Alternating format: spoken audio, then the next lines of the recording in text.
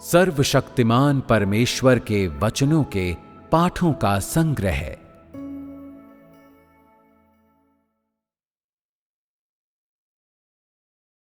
संपूर्ण ब्रह्मांड के लिए परमेश्वर के कथन। 26वां कथन।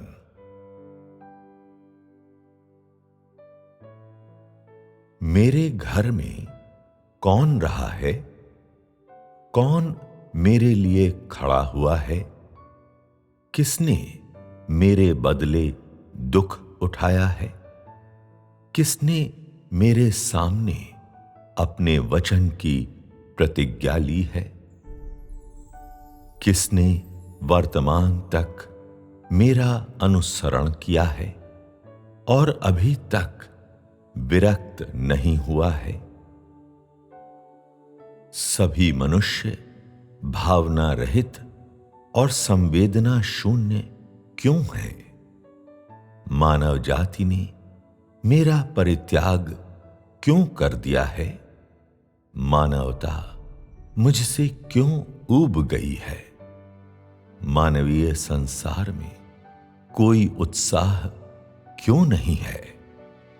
जबकि सियोन में मैंने उस उत्साह का स्वाद चखा है जो स्वर्ग में है, और जबकि सियोन में मैंने उन आशीषों का आनंद उठाया है जो स्वर्ग में है। फिर मैंने मानव जाति के बीच में जीवन बिताया है। मैंने मानवीय संसार में कड़वाहट का स्वाद चखा है। मैंने अपनी स्वयं की आंखों से सभी अलग अलग अवस्थाओं को देखा है जो मनुष्यों के बीच में विद्यमान हैं।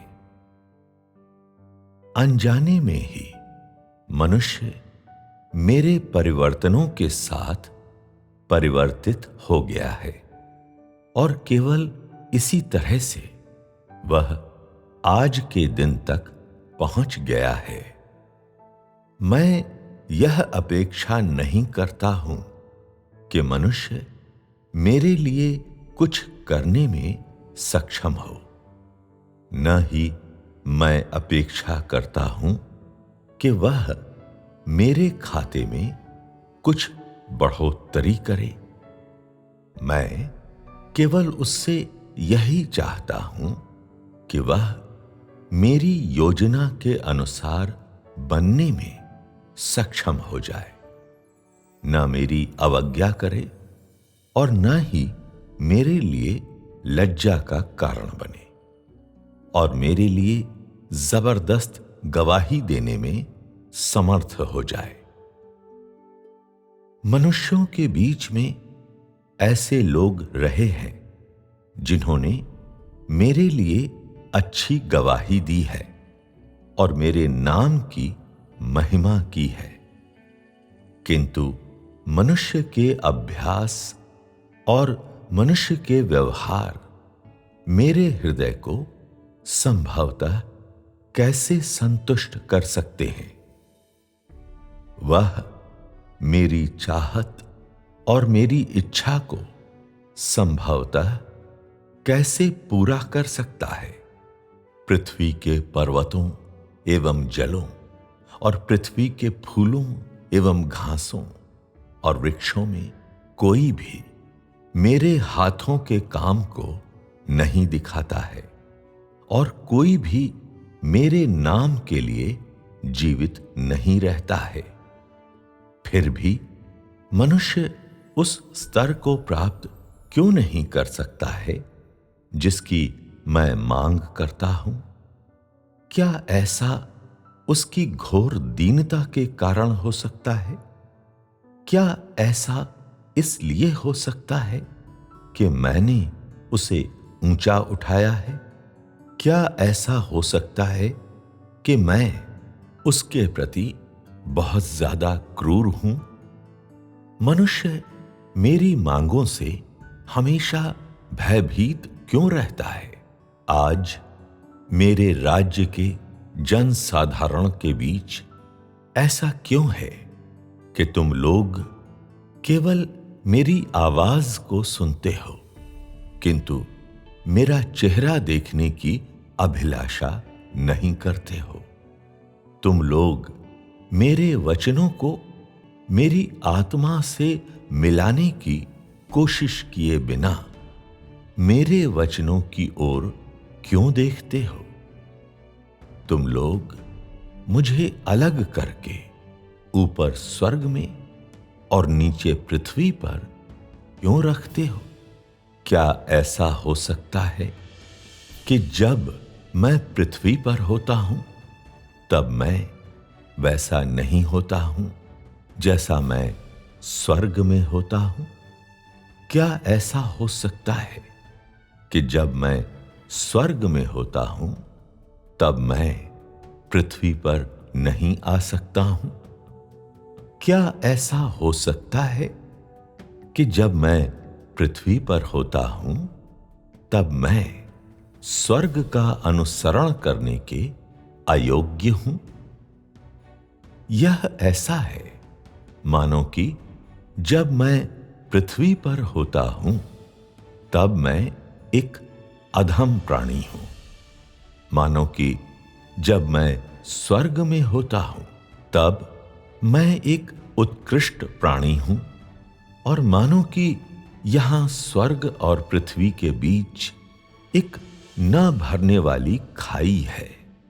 परंतु मनुष्यों के संसार में ऐसा प्रतीत होता है कि वे इन चीजों की उत्पत्ति के बारे में कुछ भी नहीं जानते हैं, लेकिन वे सभी साथ में मिलकर मेरे विरुद्ध चलते जा रहे हैं, मानो कि मेरे वचनों में केवल ध्वनि है और कोई अर्थ नहीं है।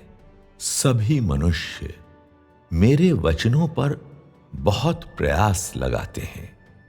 वे मेरी बाह्य आकृति में अपनी स्वयं की खोजबीनें करते हैं, किंतु बिना किसी प्रकट परिणाम के वे सभी असफल हो जाते हैं। बल्कि इसके बजाय उन्हें मेरे वचनों के द्वारा मारकर नीचे गिरा दिया जाता है और वे दोबारा उठने की हिम्मत नहीं करते हैं। जब मैंने मानव जाति के विश्वास को परखा तो किसी भी मनुष्य के पास सच्ची गवाही देने की क्षमता नहीं है। कोई भी अपना सब कुछ अर्पित करने में समर्थ नहीं है, बल्कि मनुष्य छिपता फिरता है और अपने आप को खुलकर प्रकट करने से इनकार करता है, मानो कि मैं उसके हृदय को मंत्रमुग्ध कर लूंगा। यहां तक कि अय्यूब भी परीक्षा के समय कभी भी स्थिरता से खड़ा नहीं रहा, और न ही उसने पीड़ा के बीच में मधुरता उत्पन्न की। वह सब कुछ जो मानवता करने में समर्थ है, वह है बसंत ऋतु की गर्माहट में हरियाली का एक धुंधला सा संकेत उत्पन्न करना। वह शरद ऋतु की कड़कड़ाती हुई ठंड में कभी सदाबहार नहीं रहा है। डील डॉल में अस्थिमय और क्षीण मनुष्य मेरे इरादों को पूरा नहीं कर सकता है। समस्त मानवता में ऐसा एक भी नहीं है जो दूसरों के लिए एक आदर्श बन सकता है, क्योंकि एक दूसरे में बस थोड़े से ही अंतर के साथ सभी मनुष्य मुख्य रूप से एक जैसे हैं और एक दूसरे से भिन्न नहीं है।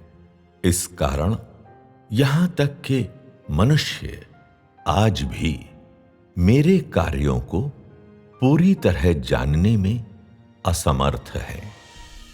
जब मेरी ताड़ना समस्त मानव जाति के ऊपर उतरती है, केवल तभी मनुष्य अपने आप के लिए अनजान मेरे कार्यों के बारे में जान लेगा और मेरे द्वारा कुछ किए बिना अथवा किसी को बाध्य किए बिना मनुष्य मुझे जान लेगा और इस प्रकार वह मेरे कार्यों को देखना शुरू करेगा।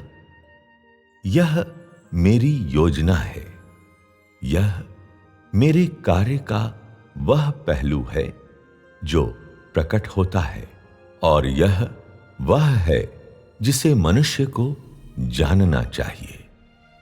राज्य में सृष्टि की असंख्य चीजें पुनः जीवित होना और अपनी जीवन शक्ति फिर से प्राप्त करना आरंभ करती है। पृथ्वी की अवस्था में परिवर्तनों के कारण एक भूमि और दूसरी भूमि के बीच की सीमाएं भी खिसकना शुरू करती हैं। पूर्व काल में मैं भविष्यवाणी कर चुका हूं। जब भूमि से भूमि विभाजित हो जाती है और भूमि से भूमि संयुक्त हो जाती है, तो यही वह समय होगा जब मैं राष्ट्र को तोड़ फोड़ कर टुकड़े टुकड़े कर दूंगा। इस समय मैं सारी सृष्टि को फिर से नया करूंगा और समस्त ब्रह्मांड को पुनः विभक्त करूंगा। इस प्रकार पूरे विश्व को व्यवस्थित रूप से रखूंगा और इसकी पुरानी अवस्था को नए में रूपांतरित कर दूंगा। यह मेरी योजना है। ये मेरे कार्य हैं। जब संसार के सभी राष्ट्र और लोग मेरे सिंहासन के सामने लौटते हैं, तो उसके बाद मैं स्वर्ग के सारे उपहारों को लेकर उन्हें मानवीय संसार को दे दूंगा, ताकि मेरे कारण वह बेजोड़ उपहारों से लबालब भर जाएगा।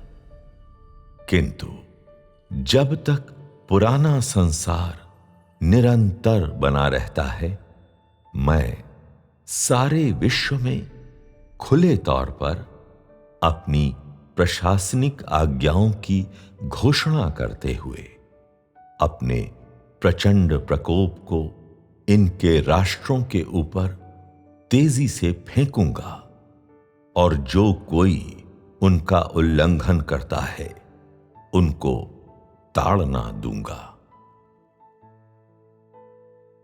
जैसे ही मैं बोलने के लिए विश्व की तरफ अपने चेहरे को घुमाता हूं, सारी मानव जाति मेरी आवाज को सुनती है और उसके बाद उन सभी कार्यों को देखती है जिसे मैंने समूचे ब्रह्मांड में गढ़ा है। वे जो मेरी इच्छा के विरुद्ध जाते हैं, अर्थात जो मनुष्य के कार्यों से मेरा विरोध करते हैं, वे मेरी ताड़ना के अधीन नीचे गिर जाएंगे। मैं स्वर्ग के असंख्य तारों को लूंगा और उन्हें फिर से नया कर दूंगा और मेरे कारण सूर्य और चंद्रमा को नया बना दिया जाएगा। आकाश अब और वैसा नहीं रहेगा जैसा वह था। पृथ्वी पर बेशुमार चीजों को फिर से नया बना दिया जाएगा। मेरे वचनों के माध्यम से सभी पूर्ण हो जाएंगे।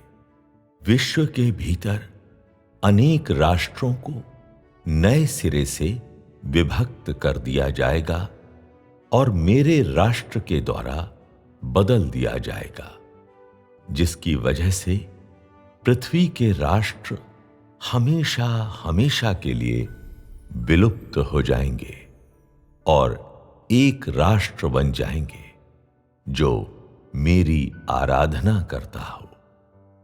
पृथ्वी के सभी राष्ट्रों को नष्ट कर दिया जाएगा और उनका अस्तित्व समाप्त हो जाएगा। विश्व के भीतर मनुष्यों में वे सभी जो शैतान से संबंध रखते हैं, उनका सर्वनाश कर दिया जाएगा। वे सभी जो शैतान की आराधना करते हैं, उन्हें जलती हुई आग के द्वारा नीचा दिखाया जाएगा, अर्थात उनको छोड़कर जो अभी इस धारा के अंतर्गत हैं, बाकियों को राख में बदल दिया जाएगा। जब मैं बहुत से लोगों को ताड़ना देता हूं, तो वे जो भिन्न भिन्न अंशों में धार्मिक संसार में हैं, मेरे कार्यों के द्वारा जीत लिए जाकर मेरे राज्य में लौट आएंगे, क्योंकि उन्होंने एक श्वेत बादल पर सवार पवित्र जन के आगमन को देख लिया होगा। समस्त मानवता अपने अपने स्वभाव का अनुसरण करेगी और जो कुछ उसने किया है उससे भिन्न भिन्न ताड़नाएं प्राप्त करेगी। वे जो मेरे विरुद्ध खड़े हुए हैं, सभी नष्ट हो जाएंगे। जहां तक उनकी बात है जिन्होंने पृथ्वी पर अपने कार्यों में मुझे शामिल नहीं किया है, वे क्योंकि उन्होंने जिस प्रकार अपने आप को दोष मुक्त किया है, पृथ्वी पर मेरे पुत्रों और मेरे लोगों के शासन के अधीन निरंतर बने रहेंगे। मैं अपने महान कार्य की समाप्ति की घोषणा करने के लिए पृथ्वी पर अपनी ध्वनि आगे करते हुए अपने आप को असंख्य लोगों और असंख्य राष्ट्रों के सामने प्रकट करूंगा, ताकि समस्त मानव जाति अपनी आंखों से देखे। जैसे जैसे मेरी आवाज उत्सुकता में गहरी होती है, मैं विश्व की दशा का भी अवलोकन कर रहा हूं। मेरे वचनों के माध्यम से सृष्टि की असंख्य चीजों को नया बनाया जाता है। स्वर्ग बदलता है और पृथ्वी भी बदलती है। मानवता अपने मूल रूप में उजागर होती है और धीरे धीरे प्रत्येक अपने स्वभाव के अनुसार उजागर होता है और मनुष्य अकस्मात ही अपने अपने परिवारों के आंचल में जाने के लिए अपना रास्ता ढूंढ लेता है। इस पर मुझे बहुत अधिक प्रसन्नता होगी। मैं विदारण से मुक्त हूं। अकस्मात ही मेरा महान कार्य संपूर्ण हो जाता है। अकस्मात ही सृष्टि की सभी असंख्य चीजें रूपांतरित हो जाती हैं। जब मैंने संसार को बनाया था, तब मैंने सभी चीजों को उसके स्वभाव के अनुसार तराशा था और प्रत्येक गोचर रूप की हर चीज को उसके स्वभाव के साथ एक साथ इकट्ठा किया था। ज्यों ही मेरी प्रबंधन योजना का अंत नजदीक आएगा, मैं सृष्टि की भूतपूर्व दशा पुनः स्थापित कर दूंगा। मैं प्रत्येक चीज को गहराई में बदलते हुए हर चीज को उसी प्रकार पुनः स्थापित कर दूंगा जैसी वह मूल रूप से थी, ताकि हर चीज मेरी योजना के आंचल में वापस लौट जाए। समय आ चुका है। मेरी योजना की अंतिम अवस्था लगभग पूरी होने ही वाली है। पुराना अपवित्र संसार, तुम निश्चित रूप से मेरे वचनों के अधीन आ जाओगे। मेरी योजना के द्वारा तुम निश्चित रूप से मिटा दिए जाओगे। सृष्टि की असंख्य चीजें, तुम सभी को मेरे वचनों के भीतर नया जीवन मिलेगा। अब तुम्हारे पास एक संपूर्ण प्रभुत्व संपन्न प्रभु है। शुद्ध और निष्कलंक नया संसार, तुम निश्चय ही मेरी महिमा के भीतर पुनः जीवित हो जाओगे।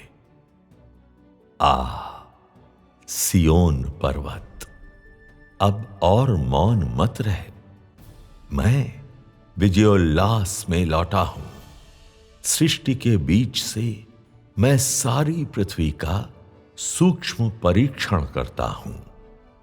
पृथ्वी पर मानव जाति ने एक नए जीवन की शुरुआत की है और एक नई आशा को जीत लिया है। मेरे लोगों, तुम लोग मेरे प्रकाश के भीतर जीवन में वापस कैसे नहीं आ सकते हो? तुम लोग मेरे मार्गदर्शन के अधीन आनंद से उछल कैसे नहीं सकते हो? भूमियां उल्लास में चिल्ला रही है, जल कल कल की आवाज के साथ आनंद से ठहाका मारकर हंस रहे हैं। पुनर्जीवित इस्राएल, मेरे द्वारा पूर्व नियति के कारण तुम क्यों गर्व महसूस नहीं कर सकते हो? कौन रोया है? किसने विलाप किया है? पुराना इस्राएल समाप्त हो गया है और आज का इस्राएल संसार में उदय हुआ है, सीधा खड़ा हुआ है और ऊंचा उठता जा रहा है और समस्त मानवता के हृदय में उठ गया है। आज का इस्राएल मेरे लोगों के माध्यम से अस्तित्व के स्रोत को निश्चित रूप से प्राप्त करेगा। घृणित मिस्र, निश्चित रूप से तू अभी भी मेरे विरुद्ध खड़ा नहीं होता है? तू कैसे मेरी दया का लाभ उठा सकता है और मेरी ताड़ना से बचने की कोशिश कर सकता है? तू मेरी ताड़ना के भीतर कैसे अस्तित्व में बना नहीं रह सकता है? वे सभी जिनसे मैं प्रेम करता हूं, वे निश्चय ही अनंत काल तक जीवित रहेंगे और वे सभी जो मेरे विरुद्ध खड़े होते हैं, उन्हें निश्चय ही मेरे द्वारा अनंत काल तक ताड़ना दी जाएगी, क्योंकि मैं एक ईर्ष्यालु परमेश्वर हूं। मैं उन सब के कारण जो मनुष्यों ने किया है, उन्हें हल्के में नहीं छोड़ूंगा। मैं पूरी पृथ्वी पर निगरानी रखूंगा और संसार की पूर्व दिशा में धार्मिकता, प्रताप, कोप और ताड़ना के साथ प्रकट हो जाऊंगा और मैं मानवता के असंख्य मेजबानों पर स्वयं को प्रकट करूंगा।